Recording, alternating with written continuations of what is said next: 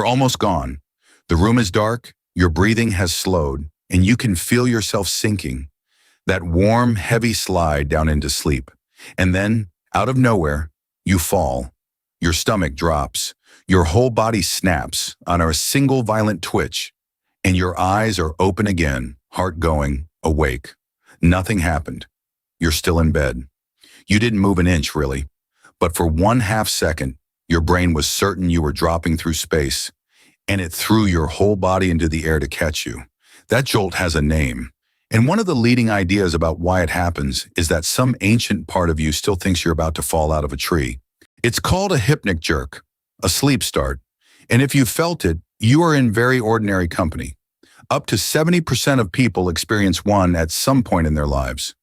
For about 1 in 10 of you, it happens every single night. Right at the edge of sleep, the body flinches and pulls you back. So tonight, lying here in the dark, let's go into that half second. What it is, why your body does it, and the strange thing your dreaming mind might be doing in the instant right after, which could be the exact opposite of what you think. Here's what's actually happening in your body. A hypnic jerk is a form of myoclonus. That's the medical word for a sudden, brief, involuntary muscle contraction. A hiccup is one. So is that sharp single jerk your leg sometimes gives all on its own, just as you're settling down. But this one fires at a very specific moment, the wake to sleep transition, the threshold, and it is fast. Electrically, the whole thing lasts somewhere between 75 and 250 milliseconds. A quarter of a second at most. That's why it doesn't feel like a movement. It feels like a jolt. One discrete shock, there and gone. Too quick to be anything you decided to do. It often doesn't come alone. People report a falling sensation, as if the bed dropped out from under them. Some see a flash of light. Some hear a loud bang or a snap, like something broke right next to their ear. Different doors into the same half second. Now, the most important thing I can tell you, this is completely normal. Hypnic jerks are officially classified as a benign physiological event, not a disorder, not a symptom, not a warning sign. Even when they're intense, they're usually harmless. Your nervous system is not broken. We've known about this for longer than you'd guess. In 1959, a researcher named Ian Oswald wrote the first real scientific description of it in a paper with the wonderfully plain title, Sudden Bodily Jerks on Falling Asleep. And even then, more than 60 years ago, he noticed the same things you feel. The jerk tied to a sensation of falling, a flash of light, an inner shock like a current running through you. Whatever you experience tonight, someone wrote it down a lifetime ago. So why does a calm, healthy body suddenly convulse on its way into sleep? The answer starts with how sleep actually begins, and it's not a dimmer switch.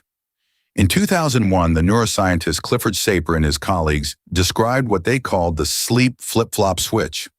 Two opposing systems in your brain, one that promotes wakefulness, one that promotes sleep.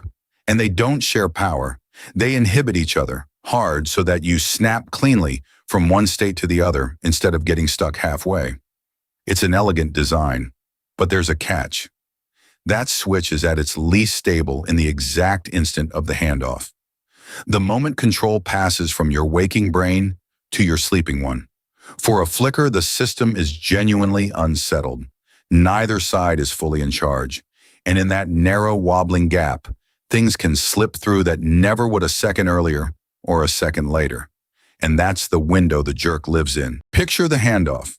Your arousal system, the reticular brainstem, the machinery that's kept you alert all day, is letting go. The sleep system is taking over, sending the signal for your muscles to go slack.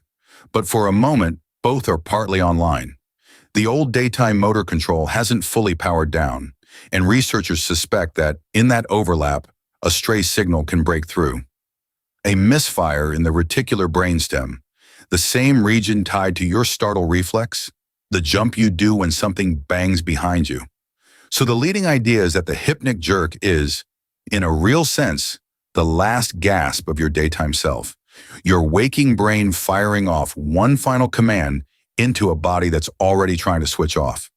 I should be honest with you here. Nobody knows this for certain.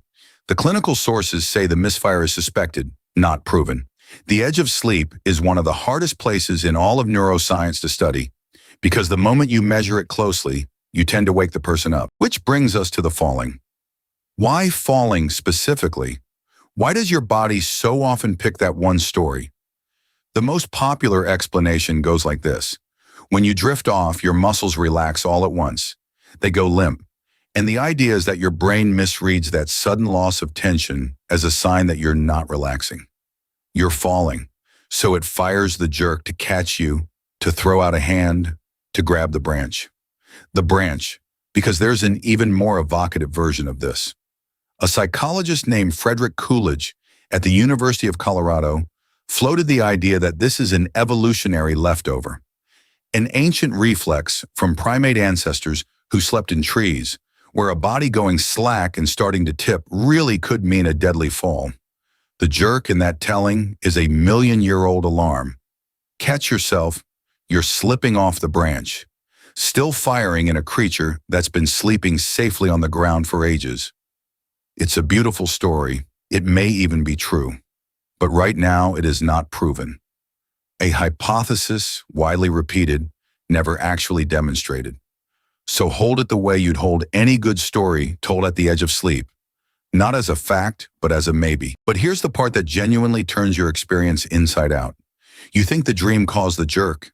You were dreaming you missed a step, or slipped off a curb, or walked off an edge, and that's what made you flinch and wake. The fall, then the jolt. That's the order it feels like. A science writer named Tom Stafford laid out the case back in 2012 that you have it exactly backwards. The jerk comes first. The twitch fires for its own physical reasons. That misfire at the threshold. And then your half-dreaming mind, a few milliseconds later, is left holding a sensation it can't explain. A sudden lurch, a jolt of motion, with no cause. So it does what the dreaming brain always does. It invents one. It writes a tiny story, fast, to make the jolt make sense. You must have fallen. You missed a step. The fall isn't the cause of the jerk. The fall is the cover story your mind wrote, after the fact, to explain a twitch it couldn't otherwise account for. You didn't dream and then fall.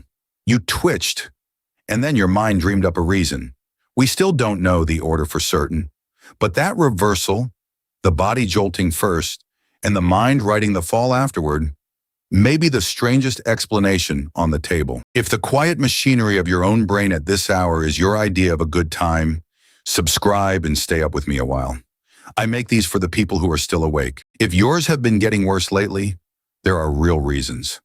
And most of them are things you can change. The same things that wreck your sleep sharpen the jerk. Caffeine late in the day, nicotine, stress, running yourself short on sleep, and hard exercise too close to bed. So if you train hard, try to move it earlier. Ideally finishing at least 90 minutes before you lie down. None of it is dangerous. It just turns the volume up on something that was always going to be there. And one honest line about when a twitch is worth a doctor's attention, not to scare you, just so you know. A hypnic jerk only happens at the doorway to sleep. It's brief, it's random, and then it's gone. If you ever get jerking in the daytime while you're wide awake, or it spreads through your body, or it comes with confusion or losing consciousness, that's a different thing and worth asking about.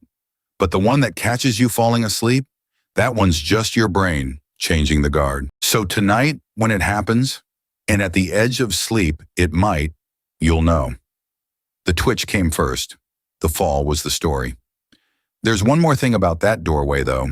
That flicker of falling is just one of the things your brain conjures right at the threshold. A state called hypnagogia. Some people don't just feel a fall there. They see faces. They hear voices say their name. They watch whole scenes bloom behind their eyelids in the last few seconds before they're gone. That's where we're going next. Sleep well.